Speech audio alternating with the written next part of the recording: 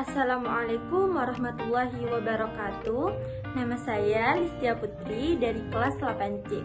Hari ini saya akan menjelaskan beberapa informasi terkait teks persuasi. Yang pertama, teks persuasi adalah ragam teks yang berisi pendapat terhadap suatu permasalahan aktual disertai argumen dan data untuk mendukung pendapat dengan tujuan mengarahkan pikiran pembaca atau pendengar sehingga mengikuti apa yang disampaikan oleh penulis. Nah, teks persuasi juga memiliki arti sebagai teks yang berisi ajakan, saran, bujukan, imbauan, pengaruh, arahan, larangan, atau perintah kepada seseorang untuk melakukan suatu hal sesuai dengan tujuan yang ingin dicapai oleh penulis teks tersebut. Tujuan teks persuasi adalah untuk memengaruhi pikiran pembaca atau pendengar sehingga mampu mengikuti apa yang dikatakan oleh penulis. Ciri-ciri teks persuasi. Teks persuasi memiliki ciri-ciri sebagai berikut. Yang pertama, pernyataan atau isu yang disampaikan berusaha meyakinkan pembaca atau pendengar. Yang kedua, argumen dan data yang disampaikan dimaksudkan untuk membuat pembaca melakukan apa yang dikehendaki oleh penulis. Yang ketiga, untuk mendukung pendapat yang disampaikan, penulis menyertakan bukti berupa data dan fakta. Serta yang keempat, pernyataan disampaikan dengan pendekatan emosional rasional untuk meyakinkan pembaca atau pendengar. Nah, teks persuasi terdiri atas 4 bagian. Ada bagian awal atau pembuka, bagian tubuh atau penjelas, dan bagian penutup. Yang pertama ada pengenalan isu. Bagian awal dalam teks persuasi merupakan paragraf awal yang berisi pengenalan tentang tema atau permasalahan umum yang dibahas atau topik besar. Bagian awal disajikan secara singkat, hanya satu paragraf atau beberapa kalimat. Pengenalan korteks perlu dicantumkan di awal agar pembaca memahami hal yang akan dibicarakan pada bagian selanjutnya. Selanjutnya ada argumen.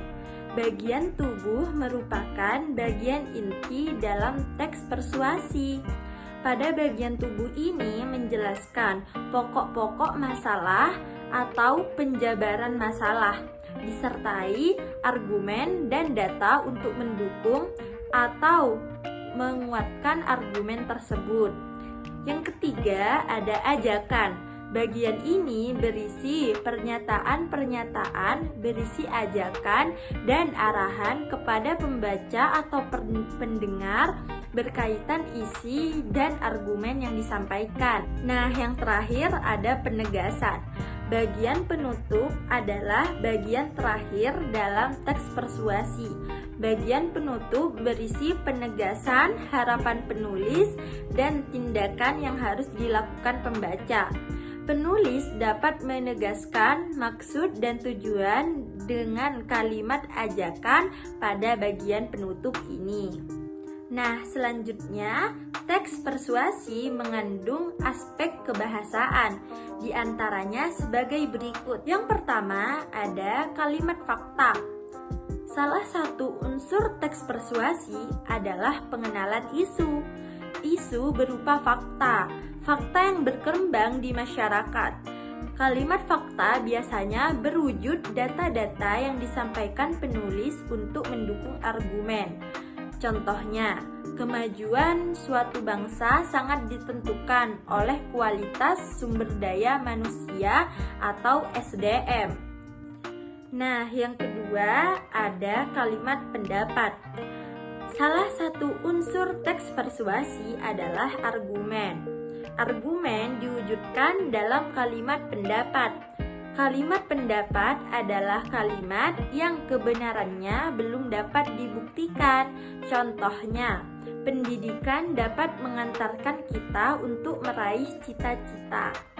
Yang ketiga, ada kalimat ajakan. Kalimat ajakan ditandai dengan kata ayo, mari. Contohnya, ayo kita laksanakan wajib belajar 9 tahun. Yang keempat, ada kalimat saran. Kalimat saran ditandai dengan penggunaan kata sebaiknya, semestinya, baiknya, dan lain-lain. Contohnya, sebagai warga negara yang baik, kita semestinya mendukung terlaksananya program wajib belajar 9 tahun. Yang kelima, ada penggunaan kata sambung dan kata transisi. Kata sambung dan kata transisi berfungsi menjalin keruntutan antar gagasan dalam paragraf. Contohnya, selain itu, pendidikan dapat mengantarkan kita meraih cita-cita. Yang keenam, ada penggunaan kata taksis. Kata taksis adalah kata yang berhubungan dengan bidang tertentu, seperti wajib belajar, SDM atau sumber daya manusia. Yang ketujuh, ada penggunaan kata kerja mental. Contohnya, meningkatkan, menghadapi, dan mendukung. Serta yang terakhir, ada penggunaan kata rujukan. Contohnya, ini, itu, tersebut. Nah, ragam teks persuasi selain tertulis juga dapat disampaikan secara lisan. Sebagai contoh adalah teks pidato. Pidato persuasif adalah ragam teks pidato yang bertujuan memengaruhi, mengajak, atau membujuk audiens untuk mengikuti pemikiran-pemikiran orator atau orang yang berpidato dan melakukan apa yang dimaksudkan atau diharapkan oleh orator. Ciri-ciri atau karakteristik pidato persuasif adalah sebagai berikut. Yang pertama, menggunakan bahasa yang lugas. Yang kedua, kalimat-kalimat yang disampaikan langsung pada pokok permasalahan. Yang ketiga, mengandung kalimat saran, ajakan, dan arahan untuk melakukan sesuatu. Di sini merupakan contoh pidato persuasif. Nah, jenis-jenis teks persuasi ada 4 loh. Yang pertama, teks persuasi politik. Teks persuasi politik tentunya akan berhubungan dengan tujuan politik dari seorang calon maupun partai tertentu. Biasanya, teks persuasi jenis ini akan muncul di berbagai media seperti baliho kampanye, orasi politik, hingga semboyan yang digunakan oleh calon maupun partai tertentu. Yang kedua, ada teks persuasi pendidikan. Teks persuasi pendidikan adalah suatu teks yang dibuat dengan tujuan untuk membujuk para pembaca agar bisa bertindak dan berpikir sesuai dengan konsep dan tujuan dari pendidikan. Yang ketiga, ada teks persuasi propaganda. Jika dilihat secara harfiah, kata propaganda memiliki arti suatu paham maupun pendapat yang bisa benar maupun salah dan dikembangkan dengan tujuan untuk meyakinkan orang untuk bisa menganut paham maupun pendapat tersebut. Itu artinya, teks persuasi jenis propaganda memang ditujukan untuk mengiringi opini orang lain agar bisa lebih percaya atau tidak mempercayai suatu hal. Serta yang terakhir ada teks persuasi advertensi. Teks persuasi advertensi atau iklan, di mana tujuan dari dibuatnya teks persuasi ini adalah agar bisa membujuk para pembaca lebih tertarik atau setidaknya tahu lebih jauh tentang suatu produk maupun jasa yang sedang ditawarkan oleh para pembuatnya. Sedangkan tujuan akhir dari teks persuasi iklan ini adalah agar para pembaca melakukan proses transaksi pembelian atau menggunakan produk yang ada di dalam iklan tersebut. Saya akan membacakan teks persuasi bertema kebiasaan merokok. Kebiasaan merokok. Budaya rokok sungguh kental di Indonesia. Meskipun sudah disediakan bilik khusus rokok di beberapa titik, tidak menutup kemungkinan akan ada saja orang yang masih merokok di sembarang tempat. Padahal rokok yang berisi cacahan daun tembakau kering ini memiliki banyak sekali bahan kimia seperti nikotin, tar, dan masih banyak lagi zat-zat yang berbahaya lainnya. Katanya, rokok dapat membuat lebih konsentrasi dan meningkatkan mood agar menjadi lebih baik. Tapi itu semua hanya semu belaka. Faktanya, RSUP Dr. Sarjito kerap mengingatkan bahaya merokok yang dapat menyebabkan penyakit paru obstruktif kronis, bronkitis, hingga kanker paru akibat adanya efek karsinogenik. Rokok juga dapat menjadi candu yang menyebabkan pengguna sulit untuk berhenti. Tak hanya untuk perokok aktif, perokok pasif pun dapat terkena dampak dari asap rokok yang ditimbulkan.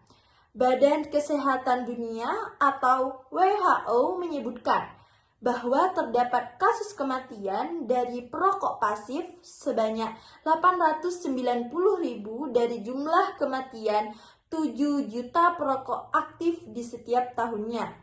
Hal ini dikarenakan meskipun asap rokok sudah menghilang, sebanyak 4.000 zat berbahaya masih berterbangan di udara dan dapat menjadi pemicu kanker. Tapi jangan khawatir, tidak ada kata terlambat untuk melakukan perubahan yang lebih baik. Kita mendapat tubuh yang baik, sehat dan sempurna ketika lahir. Maka dari itu minimalisir segala hal yang dapat merugikan tubuh dan juga orang lain. Menjaga kesehatan semaksimal mungkin salah satunya adalah dengan tidak merokok. Jangan sampai varian penyakit datang hanya gara-gara kita merokok. Ayo bersama-sama sayangi diri sendiri, keluarga, dan orang sekitar Anda dengan tidak merokok. Mari berhenti merokok. Nah, yang terakhir, langkah-langkah menulis teks persuasi. Yang pertama, menetapkan isu utama sebagai tema penulisan persuasi. Yang kedua, menulis beberapa argumen yang berkaitan dengan isu utama tersebut.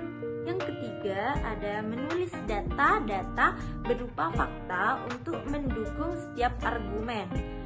Yang keempat, menulis paragraf berisi saran, ajakan, dan arahan bagi pembaca terkait argumen dan data. Serta yang terakhir, menulis paragraf penutup berisi penegasan tentang argumen dan ajakan terkait masalah yang dibahas. Mungkin itu saja yang dapat saya sampaikan terkait teks persuasi. Jika ada kurang lebihnya mohon maaf. Wassalamualaikum warahmatullahi wabarakatuh.